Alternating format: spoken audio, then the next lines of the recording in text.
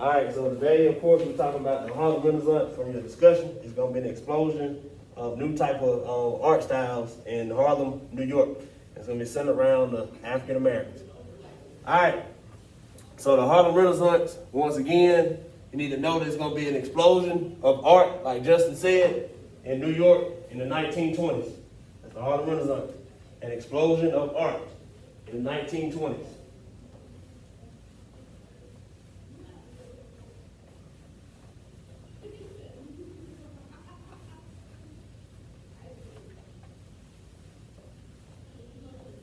There's going to be a couple famous people that's going to emerge in particular. The first one is going to be Langston Hughes, who's going to be a big-time poet in the Harlem Renaissance. Langston Hughes.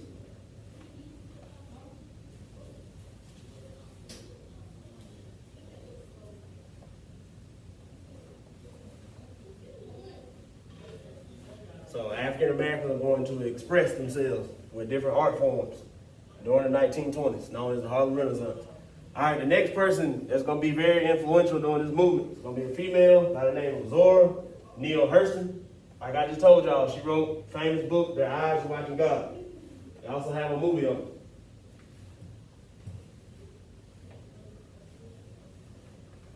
So you got Langston Hughes and Zora Neale Hurston. They're going to be very influential during this time period, and they're going to be writers during this movement.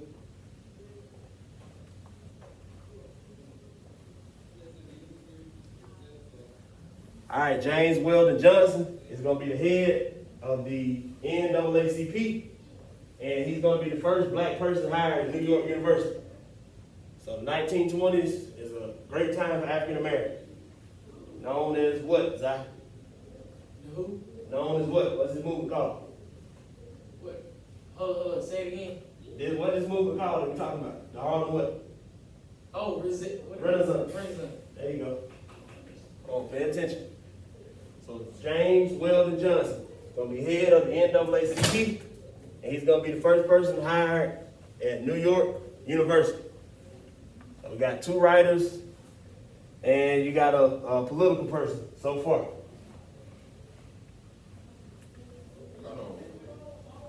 Which one of the two writers? Zora and Langston Hughes. Remember we did that assignment with Tim and Tupac? He had that poem, I Too, America. Yeah. Yeah, so that's Langston Hughes. Then the last two are going to be very influential with music, which is another way to express yourself, like y'all finna do here in a second. So you got Duke Ellington, is going to be a famous jazz player, and then you got Louis Armstrong, who played the trumpet. They both going to be big time in jazz. So music. You got two writers, politician, and then you got two musicians, Duke Ellington, and then you got Louis Armstrong. Once again, the Harlem Renaissance is an explosion of different new art forms by African Americans based out of New York City. So this movement is known as what, Zach? The Harlem what? Oh, Renaissance. Hey, there you go. Come on. You say this movement. Movement. Oh, okay, got you. Movement. All right, so remember Langston Hughes, Zora Neale Hurston, two writers, James Weldon Johnson, the politician, and then you got the two musical artists, Duke Ellington and Louis Armstrong.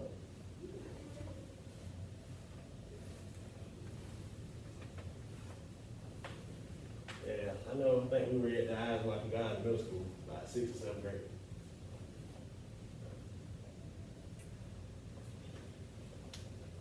And some movement too. All right, let me know when everybody got it so we can move on. This section kind of long, so bad we got 2 slides up, but they long though. All right, everybody good? All right, so these are pictures. You got Langston Hughes over here on the left, the poet, and then you got the writer with the famous book, Their Eyes Are Watching God, that's Zora Neale Hurston. All right, so this is James Weldon Johnson, the politician. And that's the first musical artist we talked about, Duke Ellington, who's going to be real good with jazz. And then Louis Armstrong, you see he playing the trumpet, famous for playing the trumpet. All right, So moving on, also talking about more writers. First one is going to be Ernest Hemingway, and he's going to come up with the coin the term the lost generation, because the soldiers after World War I, they really weren't respected. Nobody really paid the homage to them. So he started calling them the lost generation. So in all his writings and books and stuff, he's going to talk about the lost generation. So he's talking about the World War I soldiers. They were supposed to be promised this and that after the war, and they never got it. So they kind of were unheard of for their work.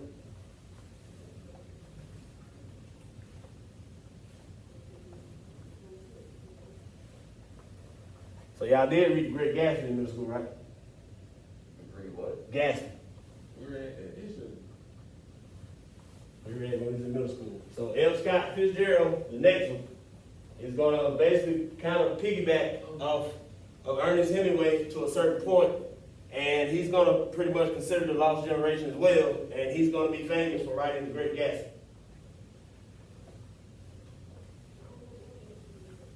So F. Scott Fitzgerald. I got a museum with him in Montgomery. Yeah. It's like right around the street from the state. You can walk there.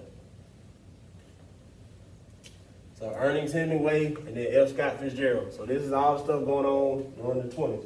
You got Harlem Renaissance, and people, the previous chapter was in World War I, so they were talking about the war. All soldiers are supposed to be promised this, that, and the third, but they never received any recognition for their efforts in the war. So they became known as the lost generation. What the 20s was called? The Roaring 20s.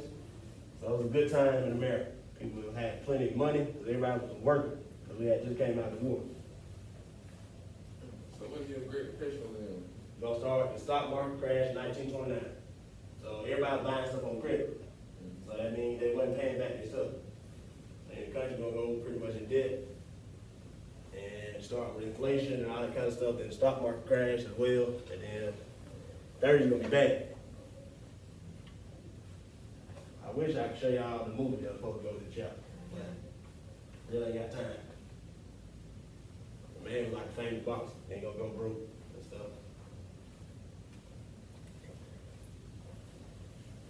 All right, here I got the slide.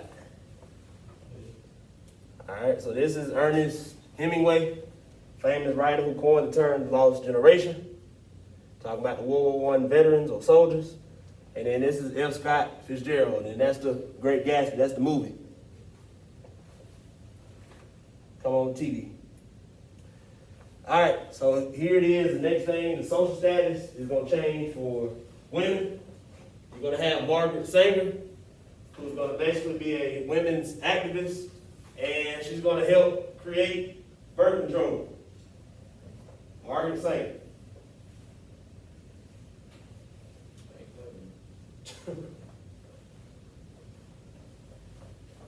So women are going to see a change during the 1920s. So Margaret Sanger, so she's a women's activist, and she's going to help with the creation of birth control.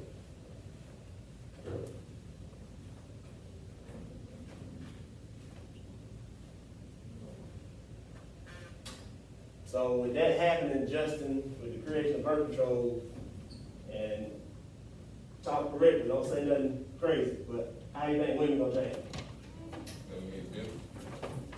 No, not physically, but how they act. They gonna how they act. Yeah, Yeah. yeah, pretty much.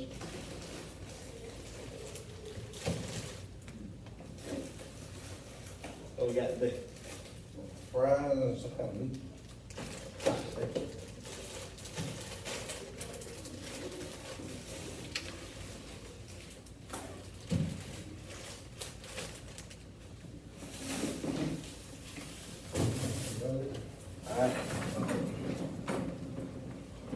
All right, so Zai pretty much hit the nail on the head on how women are going to change after the creation of birth control. So the women are going to be known as flappers. So they kind of going to change themselves. So their new style, they're going to wear short skirts, have bob haircuts, famous thing to do is gonna be, or their favorite thing to do is gonna be listen to jazz. But they kinda gonna be flashing, putting themselves out there. So this was the night, like in the 20s, right? Yeah, all this in the 20s. So, You talking 100 years ago. birth control was still there in the 80s one. Yeah. So wow.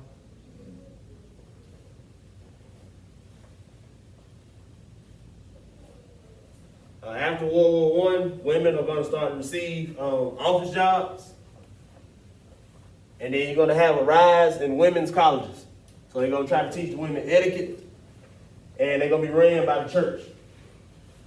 Closest all-girls school probably here is going to be Spelman in Atlanta.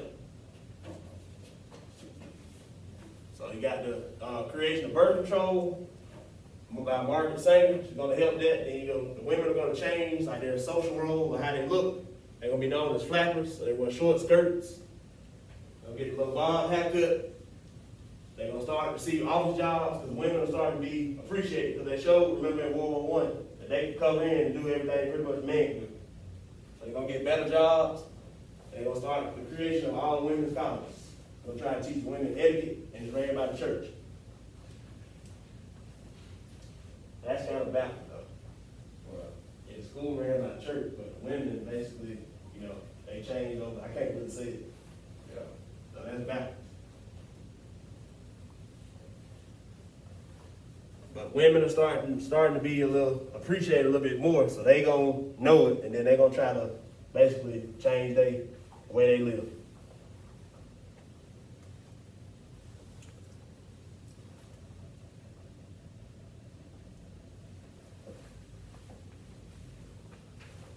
So remember from this chapter, the Harlem Renaissance, talking about those famous people that express themselves through art. The two writers, Ernest Hemingway and F. Scott Fitzgerald, and the social change of women. Here I got this. All right, so this is Margaret Sanger. Once again, she's a women's activist to help create birth control. And these are examples of the flappers. You see how she got a haircut, got the little skirts and stuff on, trying to be like flashy and flamboyant. All right, so that wrap up this section.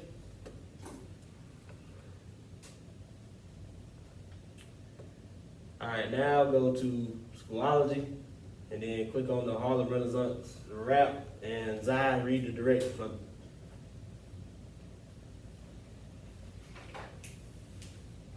you can't see it on your computer, read the directions from me. After we complete the next session, which is on the Harlem Renaissance, you will create a route and perform in class. My virtual students, unique recorders will turn in that way. Remember the chorus should be at least 4 lines as well as the verse. And repeat the chorus, no profanity. And keep it clean. Your instrumental or beat needs to be clean as well. Everything about the Harlem Renaissance. No NBA on the way. Or no any of your other favorite rapper. Be creative, don't have to stay apart. So go ahead and start gathering your thoughts. We got 9 minutes of lunch. We'll let you start gathering your thoughts. And then do a little more after we come back from lunch.